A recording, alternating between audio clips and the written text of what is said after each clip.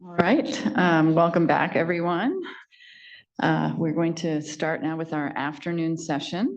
So in the next agenda item, we're going to be hearing from two speakers. The first presenter will be Kelly Chen. She's a research scientist at CDPH. Today, she will be presenting on associations between serum PFAS concentrations and seafood consumption among Asian Pacific Islanders in the San Francisco Bay Area. And the title of her talk is going to be Perfluoroalkyl and Polyfluoroalkyl Substances, PFASs, and Seafood in California, Monitoring of Human Populations and Fish Species. Kelly?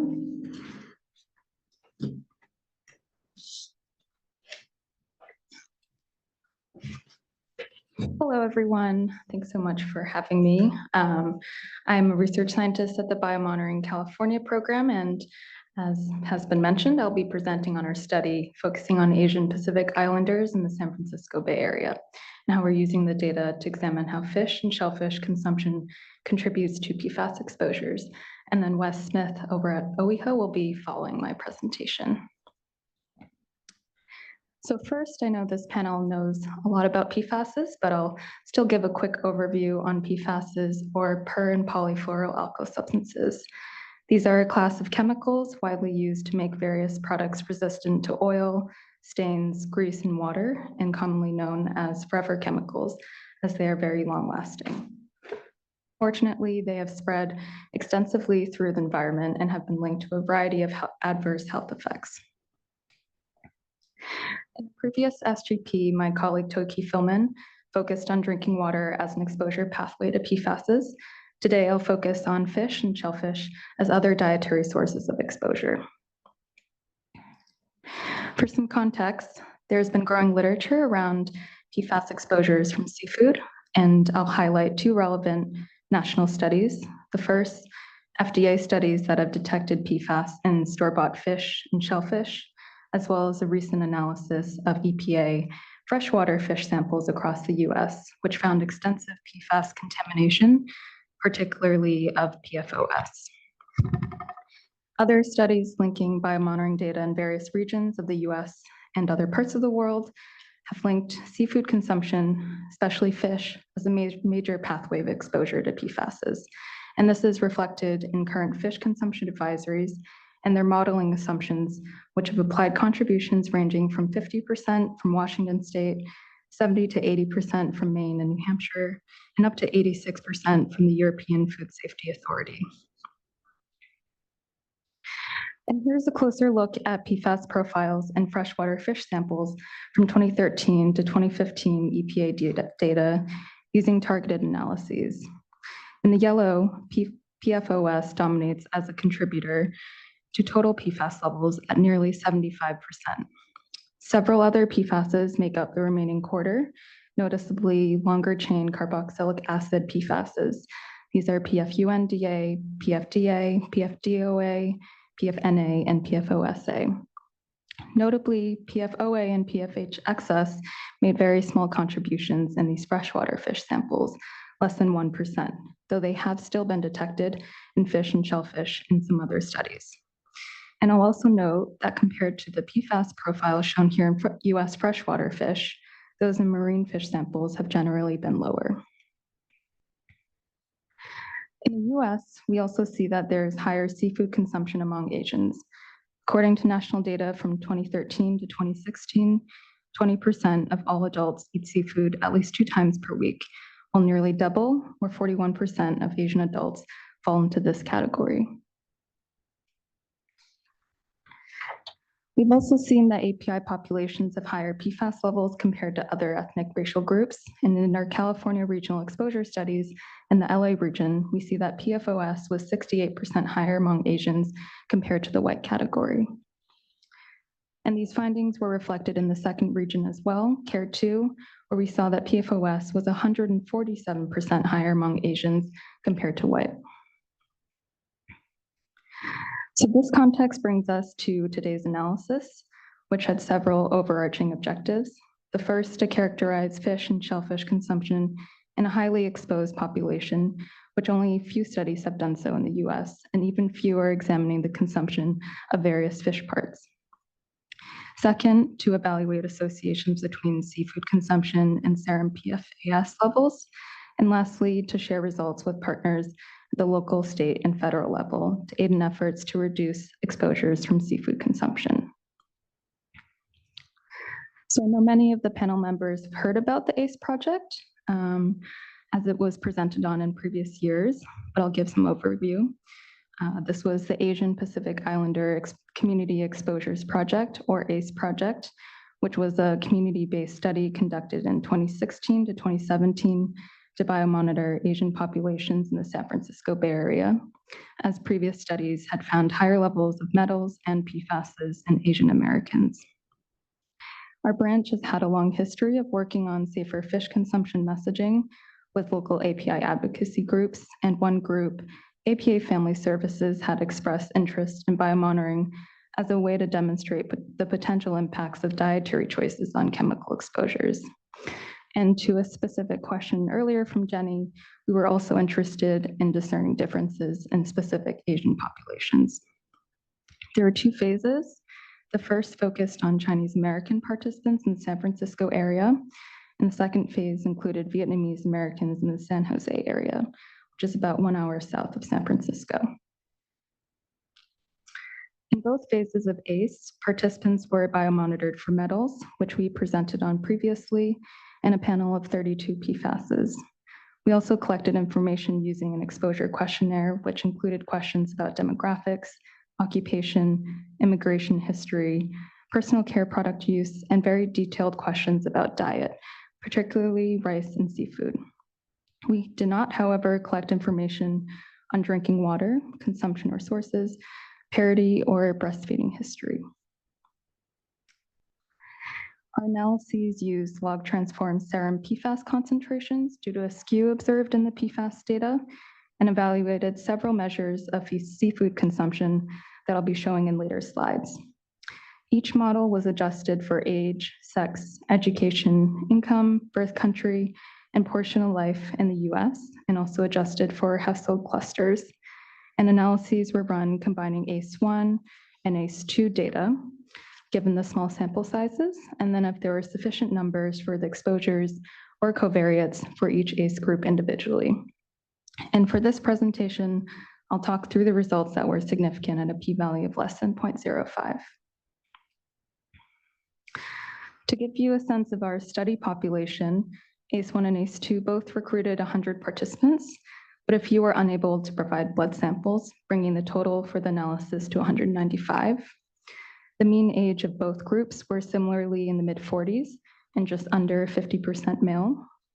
Household income was higher among our ACE1 population, but the median still fell well below the region's median income in both cases. Most of our participants were born outside of the US, and ACE2 skewed more heavily towards recent immigrants in a non-English speaking population. Now moving on to the ACE PFAS profile. Among the 32 PFASs measured in the study, we focused on 6 PFASs for these analyses, which were those with the highest detection frequencies and linked to seafood consumption in other studies. Here I'm sharing geometric means broken out by each ACE group, with ACE1 in the yellow and ACE2 in the dashed yellow. For both groups, the general trend was pretty similar, though PFH excess and PFOA were slightly higher among the Vietnamese group, or ACE2. I've also added in national data in blue to compare to NHANES all adults and NHANES Asian-specific PFAS data from comparable years. You can see that the yellow bars from the ACEs tend to run a bit higher than the blue bars, the national data. Specifically, 4 were statistically higher in ACE than the national data, marked by red asterisks: PFOS, PFUNDA, PFNA, and PFDA. And looking at the PFAS data another way, when we compare the results from our ACE group to the clinical guidance issued by the national academies, you can see how the different populations compare. As shown in the lowest row, the ACE participants disproportionately fall into the highest risk category, where the sum of 7 PFASs is greater than or equal to 20 micrograms per liter, at 20% across both ACEs, more than double the national level at 9%. This further underscores why it was a priority for our program to identify exposure routes that may be contributing to these high levels of PFASs. And we also saw higher seafood consumption in ACE. Adding to the graph I showed earlier on national trends in seafood consumption, ACE participants in yellow are more frequent consumers of seafood compared to NHANES Asian adults at 59% compared to 41%. In ACE, we also asked about purchase versus caught fish. Almost all of our participants reported eating at least some fish from stores or markets, and almost 1/3 reported eating fish caught by themselves, friends, or family in the past year. And quite frequently, with almost 1/3 of participants eating caught fish at least 1 to 3 times per month or more. From the questionnaires, participants also reported a variety of species consumed that we've shared with state and local stakeholders, but I'm not showing that on the screen just for the sake of time. In ACE2, we also introduced a question about the consumption of fish parts, and as shown, most participants reported eating at least some of these non-fillet fish parts, eyes, head, organs, or skin, at least some of the time. This is of concern because fish advisories are often based on levels of pollutants measured in the fillet, and limits are often communicated in terms of servings of fillet. However, a number of studies have shown that there may be much higher levels of PFASs as well as other contaminants on the range of 1.5 to 5 times higher in non-fillet fish parts compared with the fillet. Moving on to the analyses, we next looked at associations between serum PFAS levels and these 3 measures of reported seafood consumption: bought fish, caught fish, and bought shellfish. Unfortunately, we didn't have large enough numbers in the caught shellfish category to assess those associations. When looking at the estimated serum increase associated with the median number of bought fish meals consumed in the past month, or 5 additional bought fish meals, our model showed a 9% increase in serum PFOS levels and a 14% increase in PFUND levels among all ACE participants. PFDA and PFNA levels were associated with bought fish consumption in ACE2 only, and in those models, we saw increases of 17 and 20% compared to participants who did not consume bought fish. The increase was more pronounced for caught fish, with significantly increased levels of 5 PFASs seen with the median consumption of caught fish. And consumption of bought shellfish was also associated with PFOS, PFUNDA, and PFDA serum levels in the ACE2 group. Notably, we saw an association with PFOA that I also wanted to mention of 5% that was just approaching significance, and PFOA has been detected in clam samples and other shellfish. In another analysis, we looked at the same data but combined bought and caught fish to examine how serum PFAS levels differed by total monthly fish consumption frequency in the past month. There were 4 frequency levels: 0 to 3 meals per month as the lowest category, used as a comparison against 1 to 2 meals per week, 2 to 3 meals per week, which is the recommended fish consumption guidance by the EPA and FDA, and adopted and put forth by the USDA dietary guidelines, and then greater than 3 meals per week as the highest frequency category. We examined associations with each of the 6 PFASs in separate models. Here we observed higher PFOS and PFUND levels associated with consumption above 3 servings per week, which can be seen in the darkest bars. Our model showed a 50% increase in PFOS and a 58% increase in PFUNDA among those who consumed greater than 3 meals per week compared to those who consumed only 0 to 3 meals of fish per month. We also noted several other PFASs approaching statistical significance: PFNA, PFDA at greater than 3 meals per week, and for PFUNDA at all categories above 0 to 3 meals per month. We then looked at consumption of caught fish only, categorized by increasing frequency of consumption within the past month. And here, caught fish consumed frequently at more than 3 meals per week, was associated with increased levels of all PFASs at even more pronounced levels, ranging from 33 to 148% increases in serum PFAS levels. Consumption of fish parts was another important factor.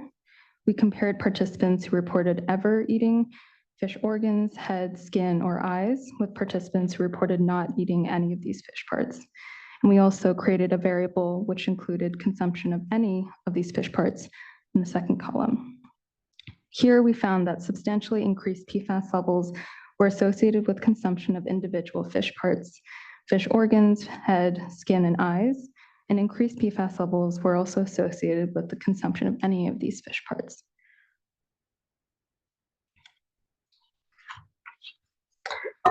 The increase was less noticeable for fish paste, cakes, or balls, and shrimp sauce, all of which likely contain fish and shellfish parts, perhaps because these products are used in small quantities, or because of the types of seafood that are used for these products, or because there are many other fillers in these products.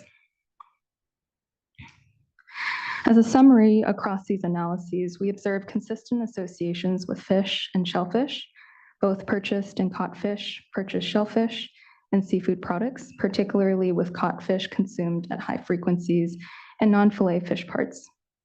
These 4 PFASs in red were most commonly associated, ranging from C8 to C11, which parallels other studies on PFAS associations with seafood, both from biomonitoring studies and from direct sampling of seafood samples. PFOS and long-chain carboxylic acids tend to accumulate in fish, while shellfish seems to exhibit slightly different patterns in the literature. Again, we didn't have large enough numbers in the caught shellfish category to draw conclusions, but in the literature, other studies have reported shrimp, lobster, and clams associated with higher PFOA, PFDOA, PFUNDA, and PFHXS levels. And you can see that overlap also as a flashback to the PFAS profiles in US freshwater fish samples. Notably, last week, the EPA released an update to their list of contaminants to monitor for fish and shellfish advisories, last updated in 2000. In this updated list, 5 out of the 6 PFASs to monitor for overlap with PFASs associated with higher seafood consumption in the ACE study. PFUNDA, however, is included, but only as a contaminant to watch for, as there's not yet a federal measure of oral toxicity for PFUNDA. But I did want to note that we did see a strong pattern with PFUNDA in these analyses.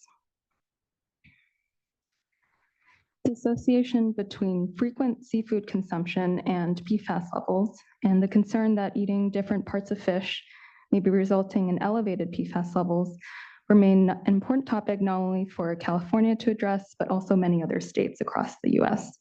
This was highlighted in an article by Kaiser Health News that covered the ACE project and other state efforts around PFAS in seafood last December. Over the course of working on ACE and learning more about PFASs in seafood, our program has had several helpful conversations with OEHHA's Fish Advisory Program centered around the ACE results and how they may be helpful. And we wanted to acknowledge, especially with Wes Smith in the room, that they are the experts in what is a complicated effort to craft fish consumption advisories across the state. And we are very glad to have Wes join today.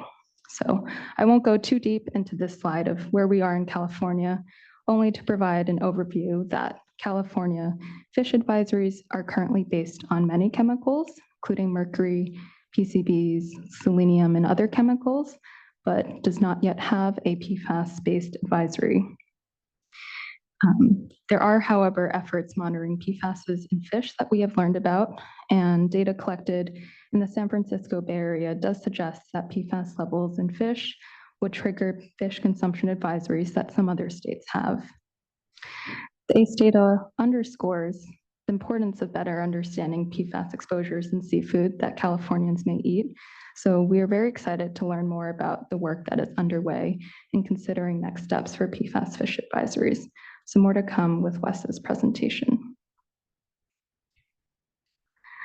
Overall, there really is a need for more PFAS data on fish and especially shellfish, and this has been underscored while working on the ACE project.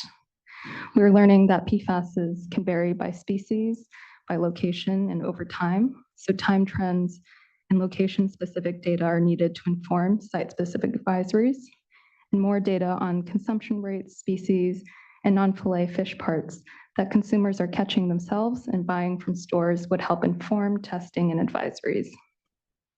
Similar to the biomonitoring world, expanding the PFASs tested beyond legacy PFASs and targeted analyses could also provide a more comprehensive understanding of exposures. And lastly, this study was based on Chinese and Vietnamese Americans in California, but more information on other diverse communities are needed, as many other communities eat fish and shellfish in California. And I wanted to highlight some of the ways in which the ACE project has fed into ongoing efforts around fish and shellfish. On the regional level in California, we have shared our data with the San Francisco Estuary Institute as they're working on characterizing fish consumption, especially in subsistence fishers, and sampling fish in local waters. On the state level in California, we have worked with the California Safe to Eat work group in their statewide realignment and long-term planning efforts around bioaccumulation monitoring in fish. And we've also shared this data with the EPA Fish Group and received requests from some other states to learn about ways the ACE data can be used. Lastly, we are working on communicating these findings, including a manuscript and accompanying two-pager in community and conference settings, and are exploring other products. To summarize, fish and shellfish can be contaminated, exposing consumers to chemicals such as mercury, PCBs, and PFASs. Fish, shellfish, and seafood-derived products are frequently consumed by API participants in the San Francisco Bay Area. Associations between seafood consumption and PFAS serum levels were observed within this highly exposed population, and more data on PFAS and seafood is needed to better connect these findings to policy and outreach. And I wanted to thank the participants in ACE1 and ACE2 and our community partners, APA Family Support Services and BIPO, who were instrumental in getting this project off the ground and implemented. And also thank you to all the Biomonitoring California staff, including labs who contributed, especially to Kathleen Atfield, Narissa Wu, Emily Buglarian, Swen Kaufman, and Kira Milton, who have also been working on ACE. And to OEHHA's team, San Francisco Estuary Institute, Environmental Working Group, the New Jersey Department of Health, and the EPA Fish Group, who have all informed and taught us a lot about fish and shellfish. Thank you very much, Kelly, for that interesting presentation. We have time for some clarifying questions now. We can start with panel members. I see Tom and Oliver. Tom, you want to start? Thank you. A very interesting project. I guess the clarifying question is, so we have two populations, San Francisco and San Jose. Is there any effort or method to understand how the 100 Asian Pacific Islanders from those two locations would be representative of the Asian Pacific Islander population throughout the state or different parts of the state? Thank you, Tom. That's a great question. We have thought about this question, and we understand there are other Pacific Islanders, especially, that aren't represented, who may consume different amounts of fish or different parts of fish than represented in this study. I think what we're understanding is that really anyone who eats a lot of fish or shellfish that is contaminated would be affected. And we were interested, the EPA had shared some slides on their efforts to understand fish part consumption, and they sampled across many different groups beyond API populations. And there were French, I'm blanking right now, but many other different ethnic groups, and almost all these groups were eating different parts of the fish, not just API participants. Thank you, Oliver. Thank you. Really interesting when we think about sources of PFAS. So first of all, just to recap, 3/4 of the total PFO something would be PFAS. And it appears that when you eat 4 times or more often per week fish, you double your serum levels. If I take these numbers in, can I conclude that fish is really one of the major sources of PFAS in the body? Can we do calculations of, what are other sources? Because people are, really worried about drinking water. They're worried about, well, it's everywhere, right? But when we now see your study, and it looks like I double my intake if I eat almost daily a fish, especially different fish parts, but it's really doubling. So can I conclude that this is a major route of exposure? I wouldn't say that directly from the study because we weren't able to account for drinking water. If we had, we might have been able to make some calculations more specifically about the source contribution. I know many other groups are interested in this question and have tried to address it. For example, the NHANES, they asked questions about fish consumption and shellfish consumption. They saw even at low levels, PFAS levels had increased with some of the same PFAS as we measured in the study. I'll also pass this off to Wes in case his group has thought about this. Yeah, I think it's really hard to say without.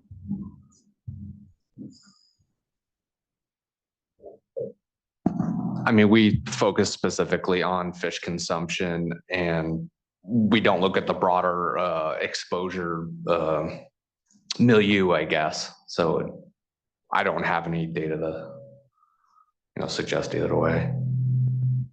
But I would just say other studies have suggested that contaminated seafood can be a major exposure pathway to PFASs, especially in areas without contaminated drinking water, and especially in high seafood consuming populations. The Faroe Islands are a great example of some of these studies where they really are eating a lot of seafood compared to other types of meat or dairy, and they are finding high levels of PFAS due to that consumption. This is Stephanie. I see Kathleen has her hand raised. She might want to contribute. Sorry, I'll put my hand up for going after Kathleen. I just wanted to point out that in the CARE studies, we have a graduate student who's been looking into both the contribution from different dietary sources and some information from drinking water data from the previous EPA's UCMR3 data. And there it depends on which of the PFAS. So the smaller carbon chains that Kelly was pointing out have less of a contribution, show up a little bit more in dairy, eggs, and white rice, and the higher carbon chain length PFAS show up with a greater contribution for fish. So it kind of depends on the PFAS as far as which have the greater contributions. But even in her study, the water contributions are actually much higher than for the dietary contributions. But there's a lot of studies that still need to happen to figure this out in US and different parts of the country. Thank you very much. I think Carl had a question too. I have a complicated question, and you may not know enough to answer it yet, but the PFAS has been around much longer, I think, than some of these others. And are you seeing higher concentrations of that because it's been around longer? Does it stay in the, given the chemistry, biochemistry, does it stay in the body longer than these others are showing up less well? Anybody looked at that, at the biochemistry and the interaction between these substances? We know that when companies have trouble with one compound, they say, oh, we're going to make this other compound and it'll be much better. Any evidence for that? Can't speak as much to the biokinetics. I've done a little bit of reading about some of the different partitioning and different affinities different PFASs have. Like PFOS compared to PFOA. Both legacy compounds have different affinities for albumin, which is highly found in the liver and in different parts of other organisms. And in part, that explains the differences in PFOS versus PFOA accumulation. I guess to your point about the temporal phasing of different PFASs, I haven't seen as many studies on that. I know legacy PFASs being phased out and other PFASs coming in probably will have an impact on what sort of PFASs appear in different media and how that then gets absorbed into fish and shellfish and humans, but I'll pass that off in case Wes has an answer. Yeah, and I think there's two parts. There's the sort of persistence in the environment and also the persistence in the human body. Within the human body, it seems like PFAS is 5 to 8 years, and possibly the longer chains. I'm not particularly sure, but would assume they would be longer, versus some studies have shown in the environment that there'll be water detections that are almost undetectable, but you'll see higher accumulation in the fish. So there's that bioaccumulation component that complicates matters. Yeah, right, yeah. And it's, again, all these compounds are very different and complicated. So, and the mixtures are different, and some of the bioaccumulation pathways we see can be radically different between something like a PFHXS versus one of the longer chain PFDA type compounds or so. Thank you. Martha Sandy from OEHHA. Just to add on to what's already been said, yes, each of the different PFASs has different half-lives, is not necessarily exactly matched with or correlated to length of the chain, but PFAS and PFOA have very long half-lives, as Wes has said. There are also legacy PFASs that have been phased out, but there are hundreds, at least 100 for each, the PFOA and PFAS precursors, that other PFASs that are used that break down to release PFOA or PFAS. So there's a continual introduction into the environment. So it's complicated. I know it would be. I actually had a question, whether you were able, or whether you have information about differences between saltwater and freshwater species, whether there's differences in the PFASs, the content of the PFASs, and whether you were able to look at that in this population. We were so interested in that question.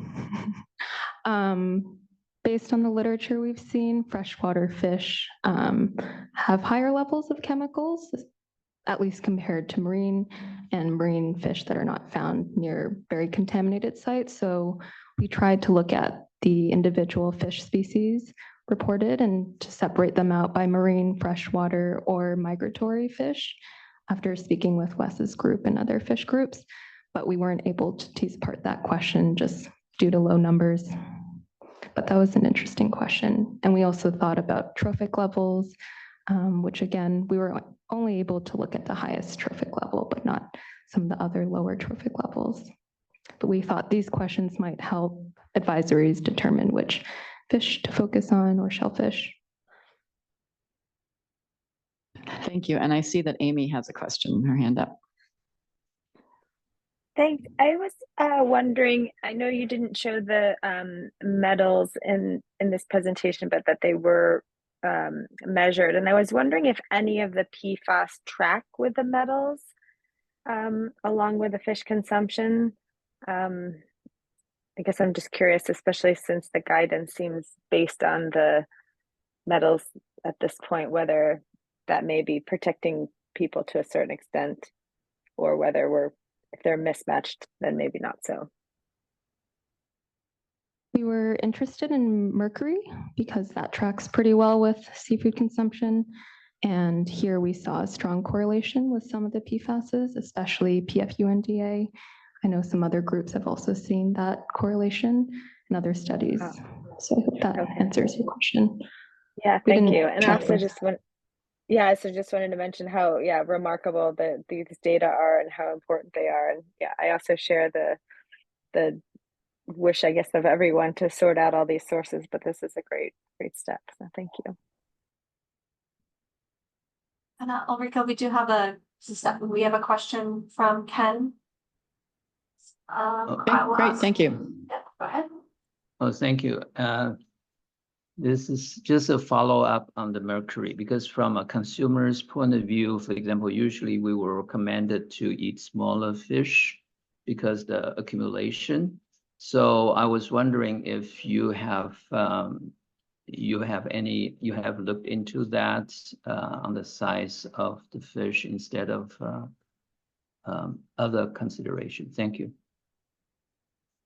We did not in our ACE data, just because we didn't have the exact fish consumed necessarily for these questions. But I think in the literature, they haven't seen a strong correlation between PFAS levels and the length of fish.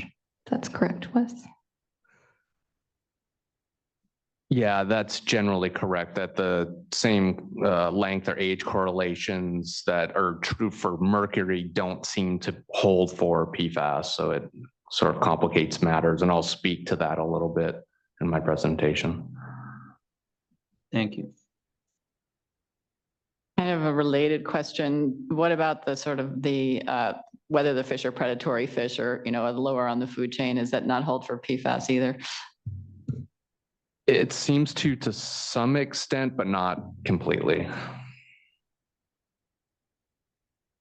Thank you. Any other comments or questions from panel members or from the public?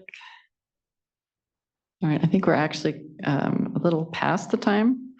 So thank you again, Kelly, for that great presentation.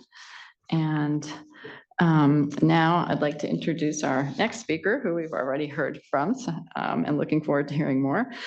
So Wes Smith joined OEHHA in 2012 as an associate toxicologist in the water toxicology section, and now he's chief of the fish ecotoxicology and water section. And today he'll be presenting on considerations for PFASs in OEHHA's fish advisory development process. Thank you, Wes. Thank you. So I'll have a mix of describing our fish advisory development process and how we're thinking about PFAS, as well as presenting some data of PFAS in fish in California. So starting out that our advisories apply to recreationally caught fish. So these are not commercial fish, and it's all state waters, including marine waters of California, or state waters of California, which tend to be about 3 miles offshore. There are guidelines for how one can safely consume fish from 0 to 7 meals per week. We currently don't go beyond 7 meals per week. We use the best available science to balance the risks and benefits of eating fish. And we do a thorough data review and also use some professional judgment based on our experience collectively. So here is an image of our fish advisory webpage. There's some general information, as well as I mentioned the two populations we offer advice for, and I'll explain more about that in the next slide. We have general information, including a short video shown to the right that we developed with UC Davis Extension in how to use fish advisories. Also listed are 4 statewide advisories. So these apply to areas that don't have site-specific advice. And those are available for lakes and reservoirs, the California coast, rivers, streams, and creeks, and also for migratory fish like salmon. And then we also in the upper right have an advisory map that provides links to locations for site-specific advisories. And then for the basis of the 2 populations we offer advice for, it's based on mercury, and that's the relative sensitivity and the increased sensitivity of the developing nervous system. So we focus on women of childbearing age, which we define as 18 to 49 years, and children 1 to 17 years as the sensitive population, and the general population as women 50 years and older and men 18 years and older. And here's a current snapshot of our advisories. And on the table in the upper left, you can see what we call our risk drivers. Those are the chemicals that restrict in the most restrictive advice. And then on the right are the percent of advisories. And you might wonder why that doesn't equal 100%, because there's multiple species in advisory. So you can have fish, one species with mercury and another species high in PCBs. So we get these different numbers in which mercury is one of the worst offenders, with PCBs being the kind of a distant second, being a little less than half. Selenium is a little under 10%, and then DDTs, dieldrin, and PBDs taking up the rest. And on the right is a map of all the site-specific advisories to date, with an inset of San Francisco Bay, just showing all the areas that have different advisories. And then this is an image that Kelly also showed. This is for the sensitive population in San Francisco Bay. And you can see a vast majority of these fish, we recommend no consumption or limited consumption of 1 serving per week. And that's due to PCBs and mercury. And I show this as a transition in describing how we develop our advisories. So there's a multi-step process, starting out with collection of fish. And the Safe to Eat work group that Kelly mentioned is hosted under the State Water Board, and they arrange for collection of fish samples that are used in advisory development. These fish are also collected for other water quality programs. We also receive additional samples from water utilities, dam relicensing, and then some other governmental and non-governmental organizations. And then the samples are generally sent over to Moss Landing Marine Labs, where they're processed and analyzed for contaminants, and some contaminants are analyzed by other contracted labs. And the fish tissue data are uploaded into the California Environmental Data Exchange Network, or CDN, and this is a publicly accessible database that has data for fish tissue as well as a range of other parameters involving water quality. We download these data for specific water bodies when we are developing an advisory. And then we screen the data to make sure it meets our minimum fish length, which is either a legal length or what we define as an edible length, which we operationalize as length at maturity, which is about 80% of its overall length. We're trying to get a good approximation of what the contaminant concentrations will be. So we do have protective advice. For our sample size, we require a minimum of 9 individual fish, but this changes depending on the size of the water body. And we also screen to make sure all the data meet our criteria. And we confirm a final data set and develop a tissue concentration for each chemical for each species at each water body. So generally, at least PCBs and mercury are analyzed. So we'll develop tissue concentrations for both of those for each species. And then we compare the tissue levels to our advisory tissue levels that have been developed for 8 compounds to date. And they provide the recommended 8-ounce servings of 0 to 7 per week. Again, encourage health benefits. And we don't view these as bright lines, but they're our starting point. And we typically look at specific characteristics of the fish species, the range of the tissue concentrations, the specific habitat, the specific water body. These data aren't quite as clean as laboratory data, so there's a lot of lumping and splitting, so to speak. And the ATLs can be based on cancer or non-cancer endpoints. And just for a frame of reference, this is our non-cancer endpoint, which we use an RFD that's chemical specific. It's default body weight of 70 kilograms, a consumption rate of 1 to 7 8-ounce servings, which is approximately 32 grams up to 224 grams per day. And we also utilize a cooking reduction factor for organic contaminants like PCBs and DDTs, assuming that the fish is cooked and those juices are allowed to drain away. And for our cancer endpoints, we use a risk level of 10 to the -4 rather than 10 to the -6 because we're trying to encourage fish consumption and provide benefits. We also develop other levels, which we call fish contaminant goals, which are more of a screening level that use a 10 to the -6 risk level. And then beyond that, we use the same body weight of 70 kilograms per day, a cancer slope factor specific to each contaminant, and then 30 years of exposure over a 70-year lifetime. And we use the same consumption rate and cooking reduction factor for specific organic contaminants.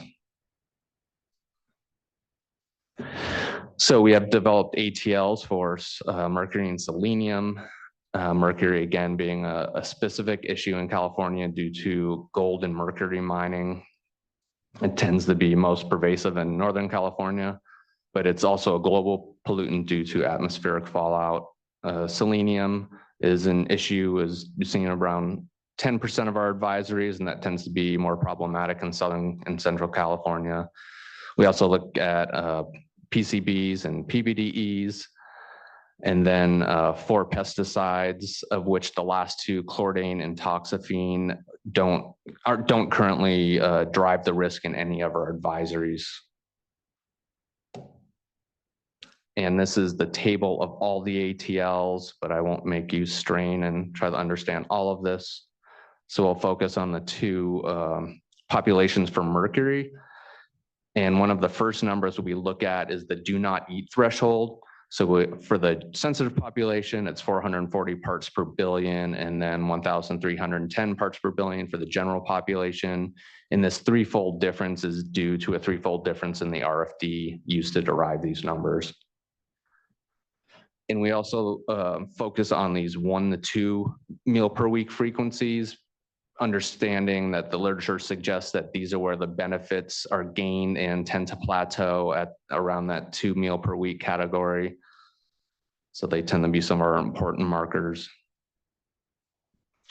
And because these chemicals don't play nicely, they all tend to accumulate in fish. We do evaluate certain chemicals together, such as mercury and PCBs, which have similar adverse developmental effects.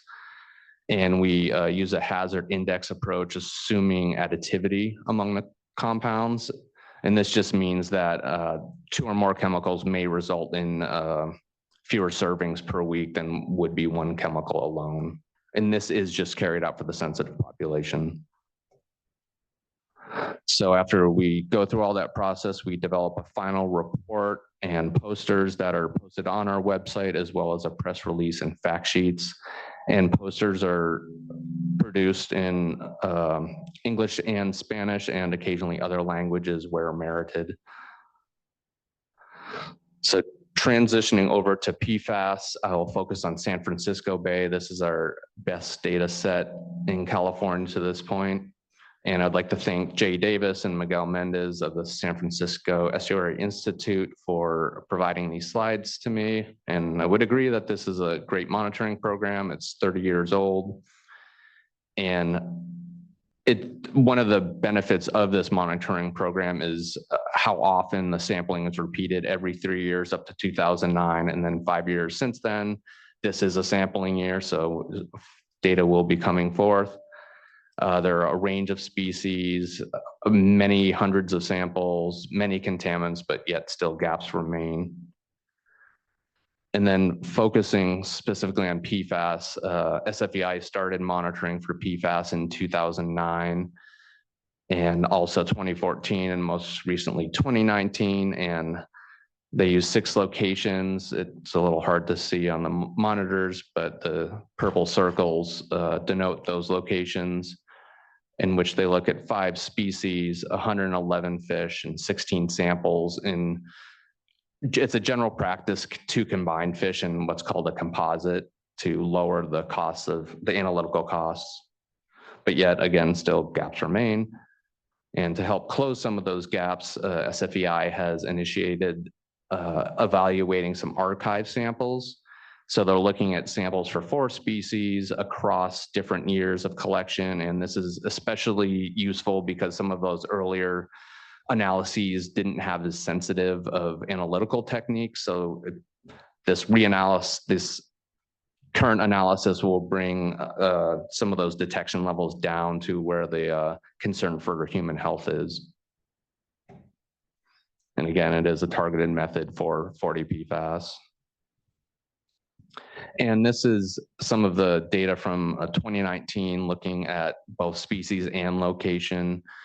And you can see that that highest bar over to the left is for largemouth bass, and that is a freshwater species, and that is separate from San Francisco Bay due to a weir that separates the freshwater and the saltwater. And it's also been noted that there is a wastewater treatment plant outfall in this region, so it's potentially a worst case scenario. And also, if you look at the next highest 3 bars, and if the common denominator there is that they're all in the South Bay. And this has been postulated that it's due to a shallower bay, there's less tidal flushing and less freshwater influence. But all of the species that have been sampled there have relatively, it's getting away from myself, high levels of PFAS. And some of the questions about some of the more predatory fish accumulating more, the largemouth bass, striped bass, and white sturgeon are higher trophic fish that are piscivorous, eating other fish, so we do see higher levels.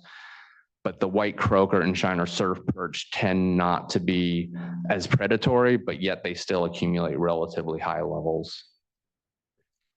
And then just in line with some of the data that Kelly presented, focusing on PFAS and some of the PFNA, PFDA, and PFUNA, some of the longer chain compounds making up that balance of PFAS, but also noting that PFDA and then some of the 12, 13, 14 chains also tend to be present within fish tissue.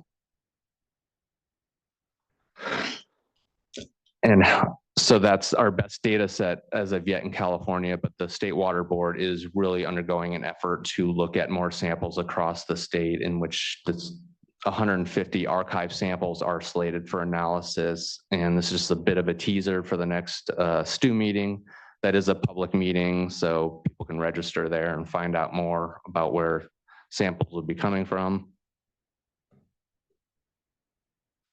So just some of the considerations for both bioaccumulation and exposure for PFAS. Some of the historical models that have been used for persistent organic pollutants like DDT and PCBs are not necessarily predictive of PFAS accumulation. And that's just due to some of their physical chemical characteristics that can change across the different compounds and complicate matters. Again, there's no real correlation with length or age that we've seen. Some of the smallest species we've looked at have some of the highest levels. And part of that is due to the analysis, whether it's done on whole fish, fish organs, or just fish fillet. And also higher trophic species like the striped bass and largemouth bass tend to be high, but also bottom feeding species. In this one study by Ye et al., carp were very high in PFAS levels. And to reiterate what Kelly noted, that PFAS tends to dominate the concentrations in fish tissue. So in development of ATLs for PFAS, we're reviewing literature. The SF Bay RMP sampling is our best data set. We also have some data for Russian River, and there was some PFAS sampling down in San Diego Bay, but there are a lot more samples coming with the new statewide sampling. And also scoping our ATLs, we're planning to start with PFAS, just given that it is so abundant in fish tissue. And one thing to note is that the water program at OEHHA has developed health protective concentrations for drinking water that were used in the development of a public health goal for PFAS. And looking forward, we're also evaluating levels of PFOA in tissues. And as Kelly also stated, this tends to be more the case for shellfish because they seem to show higher levels than do finfish. And also evaluating some of the other compounds that are detected in seafood. Again, as Kelly noted, that these 4 compounds account for 95% of the PFAS found in freshwater fish. And just back to the point of the freshwater versus marine fish, typically marine fish tend to be lower from studies done by FDA. And I think that may be due to just exposure sources versus San Francisco Bay is salt water, but it's surrounded and has such high anthropogenic input. So I would just like to thank folks at CDPH Biomonitoring. We've had some great conversations over the past year. Again, folks at SFEI, the OEHHA fish team, and Anna Holder is an amazing human who makes the stew happen and makes them very enjoyable process. So with that, I'll take any questions. Thank you very much. That was a great presentation. We'll start with questions, clarifying questions from the panel, as usual. Start with Oliver this time. Hey, I beat Tom. So yeah, thank you. That is amazing. I was looking or specifically interested in these huge differences on location.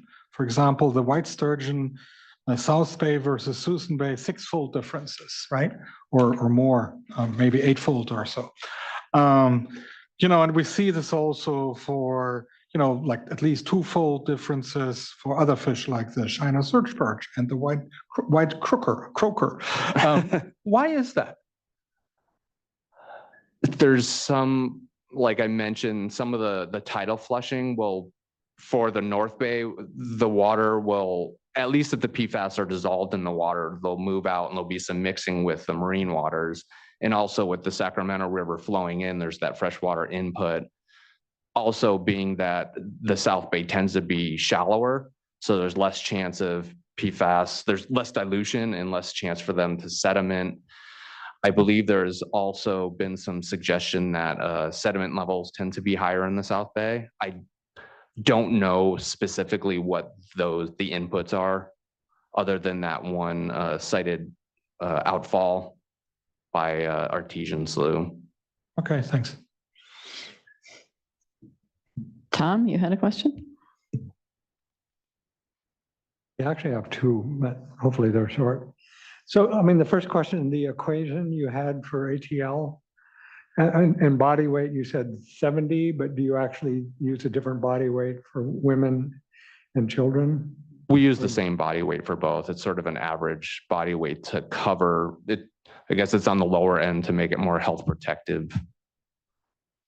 But we use different RFDs for okay, so you use a child-based RFD. Yeah, it's from studies based on exposure and developmental endpoints. All right. Well, those studies would probably adjust the body weight.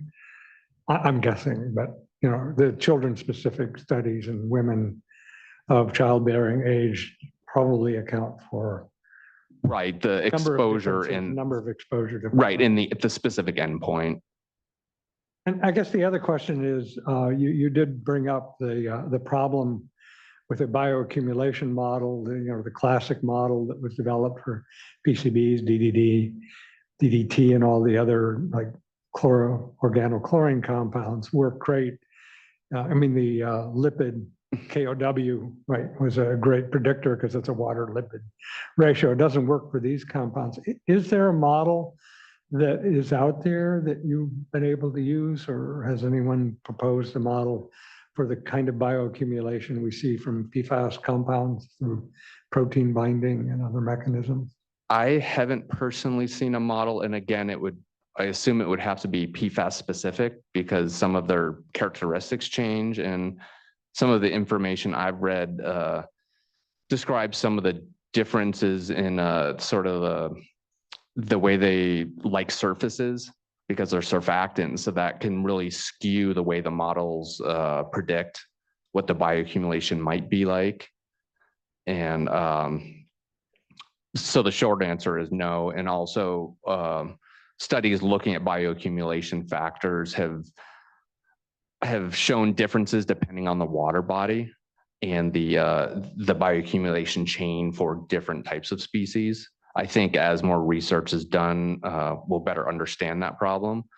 But generally for our fish advisory program, we rely on fish tissue data. So we don't have to worry about the uncertainties of the bioaccumulation because it was to provide better public health advice.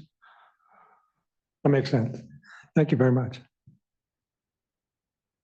Kind of related to that question is, has anyone looked at whether there's interactions with these, if because you're not just exposed to one of them at a time, right? Or the fish aren't, in terms of bioaccumulation? That's a really good question. I haven't seen anyone look at the interactions. And it's interesting that we've seen some data in planted trout, which usually are very low in contaminants, but they've showed high levels of PFAS.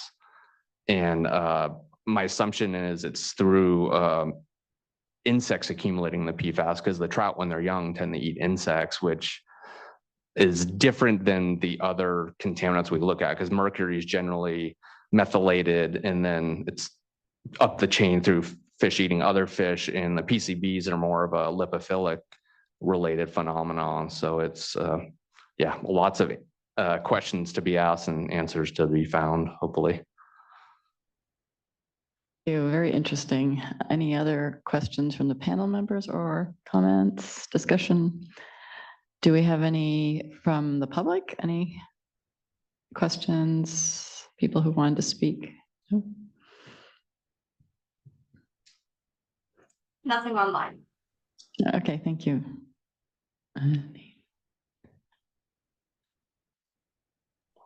What do you think is the? Oh, yes, sorry, go ahead. Ulrika, it's Jenny. Mhm. I meant to, I couldn't find the button to raise my hand. Sorry. Okay, yeah, actually, okay, yeah, I was just hoping I hadn't missed you. So go ahead.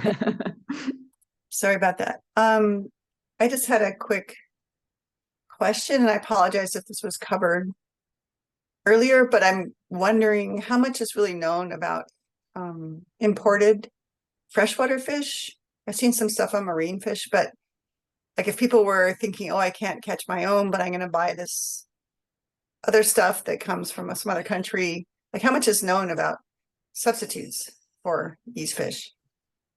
Yeah, I mean, the US FDA did a study, Young et al., that Kelly cited, and I also had it in mine, and there were PFAS detected in certain shellfish. I think most of those species were relatively low, and the finfish were relatively low in PFAS. But again, it really depends on where the fish are caught, and so it is highly variable.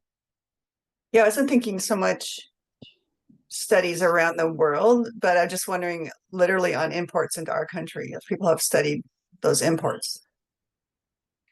I don't know. I don't remember specifics from that study, but they did look at specific imports. And one of their imports, I think the clams from, I don't recall if it was Asia, tended to be higher in PFOA. Thank you. You talked about the regional monitoring program, and that sounds like that's been going on for some time. Do we have time trend data for any of these PFASs from that program? They have looked at time trend, and they're, I think, slightly increasing. Unfortunately, most of the work has been done on mercury, and a lot of the statewide sampling is to look at mercury. The PFAS time trends are just for San Francisco Bay, and they're either steady or a slight increase. But hopefully we'll see a decrease over time. It'd be nice if we could report a decrease already, but yeah. Any other questions from, yes, Oliver? Yeah, great. Again, I mean, a fantastic discussion, and every time I think it's a good question. So I have another question on how to reach the people. So this is an OEHHA guide, and then some specific on the San Francisco Bay, and you have all the other advisories. So usually you know them like, okay, don't eat this fish because it's endangered, and this one is very endangered. And now we have another one that says, well, this might have mercury, and this one has my PFAS, and this one is from a location where you have maybe more PFAS. And so how do we convey information, and what's the strategy here, and how many shops, supermarkets, Costco's of the, let's say in northern California are using this? Yeah, that's a really good point, and that's our biggest area of where we put effort in, is trying to communicate this information. And again, we're just focusing on recreationally caught fish. So we do produce those advisory posters, but we also try to work with different groups such as the realignment program through the STU, and some of the work that CDPH has done with the AAPI communities around the Bay. We try to do more of a train the trainer approach. So we provide information to community groups where possible, so that the information can be disseminated that way. Markets? We haven't really, because again, the recreationally caught fish that aren't sold because it's not commercial. So if these signs are posted at water bodies, it's a state requirement that they're posted in areas where people will likely see them.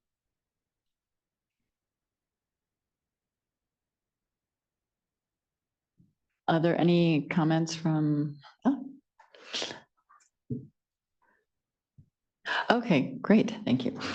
I wanted to let everyone know that we can open up this discussion not only for questions on Wes's presentation, but also on Kelly's presentation. So if folks have additional questions about that presentation on seafood consumption among Asian Pacific Islanders in the San Francisco Bay. We do have Ken online. Great. You want to unmute yourself, Ken? Thank you. Thank you. And first of all, yes, I did see this warning postcard thing posted on along our shoreline where people can do fishing. And I think what I learned today is actually, I think the poster will be different at different location. Originally, when I saw that, I thought that would be like one poster, like everywhere you will see them. But today it looks like it's going to be different at different location. That's the first thing. The second thing, which is I wanted to even make it more complicated, is I was wondering, is there any consideration regarding, for example, the nuclear wastewater discharged from Japan, and will that be carried into the coastline of California? Thank you. Yeah, thanks for the question. The advisories will be different at different water bodies. And thank you. I'm glad to see that they are posted there and still remaining, because sometimes they get taken down. The Fukushima disaster predated my time at OEHHA, but it was my understanding that the levels of radionuclides were low enough that there wasn't a risk to human health through the consumption of fish. Okay, thank you. Thank you. Yeah. I can comment. I spent a lot of time. I was around for Fukushima. I ended up being a resource with the university. So we looked a lot with the nuclear engineering department. We spent a lot of time looking at levels, airborne, and what would come to the coast. I mean, the basic thing is the Pacific Ocean is really large. I mean, there's a lot of dilution there, and you couldn't find the radiation of Fukushima given the naturally occurring radionuclides that would be in the water anyway. So it would be kind of a futile exercise to go looking for anything. But I mean, the advantage we have is distance, but the quantity of water in the Pacific Ocean, if you want to look it up, the dilution factor you get is phenomenal, fortunately. Thank you. But I think what I'm concerned about is just like the pollution for plastic in our ocean. I think if we just look at one source, yes, it is. It can be diluted very quickly.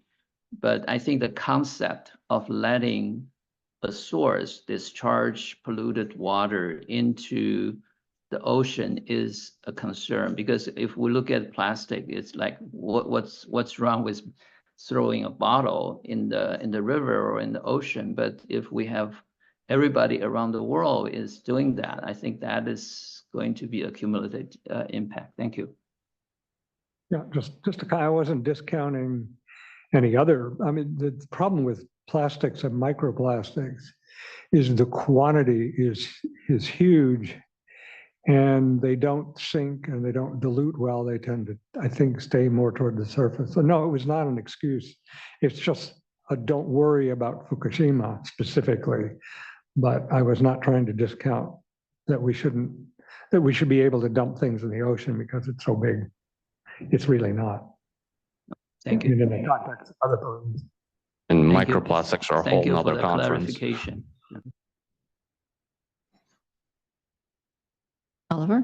So since we are in a general discussion, and it's always fun to have a general discussion, and looking at all the speakers today, looking at surveillance and monitoring, and then slowly looking into risk assessments, okay? That's what you try to do here. You know, when you do these warnings, and risk assessment is, of course, a very hard because you have to know a little bit about long-term effects, and we don't necessarily.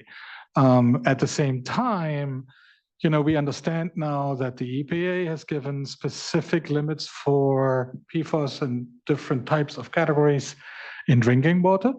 So they have some data that limit some exposures there. But I wonder at the same time that when I went to the ASMS, American Society for Mass Spec, and there were lots of talks about, you know, untargeted, non-targeted analyses of PFAS to understand how many there are. And there were numbers that reached in the thousands of individual species. Okay, so that raises the question, are we looking at the right targets? And what do we know about individual risks for specific diseases, specific long-term consequences? And we didn't talk about it today here, obviously, but from those three experts or panel, speakers who, you know, maybe or anyone else, what do we know today about different classes and relative risks for long-term consequences and illnesses? So that's a very generic question, a very general discussion section. Yeah, I haven't focused on the broader world of the health effects of all the PFAS. I mean, because of the complexity of the bioaccumulation and the other contaminants we're dealing with, we've been focusing primarily on those that occur in fish. But there's also all the other contributions, and if there's additive or synergistic type effects, it's I think it presents a very complex problem to think about. I mean, and just looking at the potential for exposure and damage from half-life, I think is one potential approach to know how long these compounds stay in the human body, and as one index of risk assessment. So like short chain sulfonated, because the turnover might be higher, would get a lower risk score? Possibly, it would have to be looked at, but it's a way possibly to tier how you think about the different compounds, and then maybe look at relative toxicities over time. I'm hypothesizing different potential so approaches. In mouse models? Yes. Can I follow up with? Yes. So are there, often we get toxicity data for aquatic species before we get it for humans, just because it's easier to. Are there guidelines for aquatic ecosystems or fish species out there that have been published by either academic or? To be honest, I haven't seen a whole lot.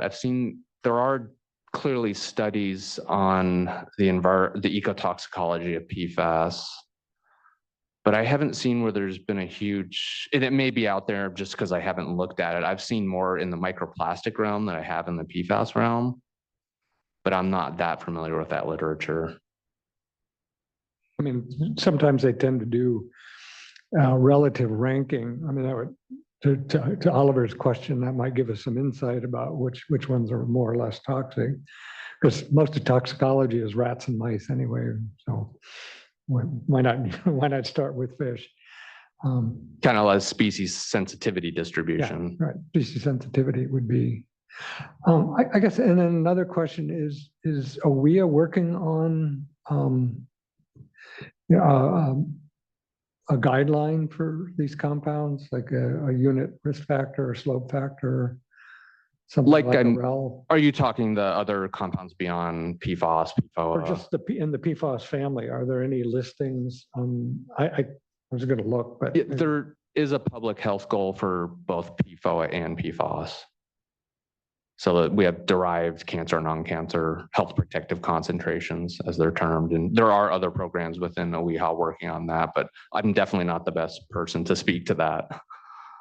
No, I mean, if somebody else knew too, I was just curious whether because for most chemicals, you just go to the website, type in the name, and then you get the RELs, you get the public health goals, you get Prop 65 numbers. It all pops right up on one website. So.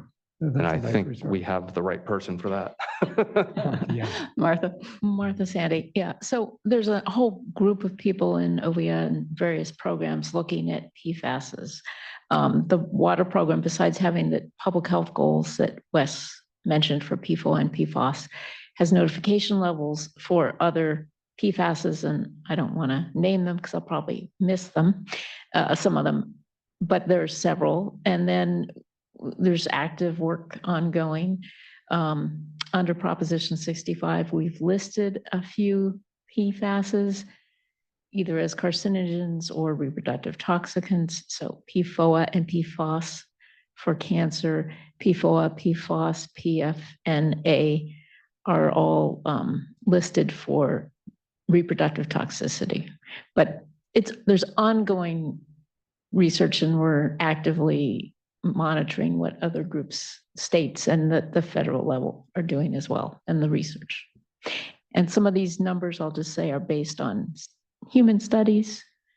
PFAS, the cancer slope factor, is based on epidemiology, not toxicology data. Thank you. Yeah, I think there's also human data on hypertensive disorders of pregnancy, if I'm remembering right, with PFAS. Any other comments, questions, public input? I can ask, this is Stephanie, but. Okay, great. Can you hear me? Yes. Okay. Jenny was curious, are signs posted at stores that sell fishing gear or bait? Just for Wes. Occasionally, as long as the owner is willing to post them. For OEHHA's fish advisories, some of those are posted either near or at fishing locations. And that's a relatively new program that has been implemented over the past couple of years and is still ongoing to where there's the requirement for those signs to be posted.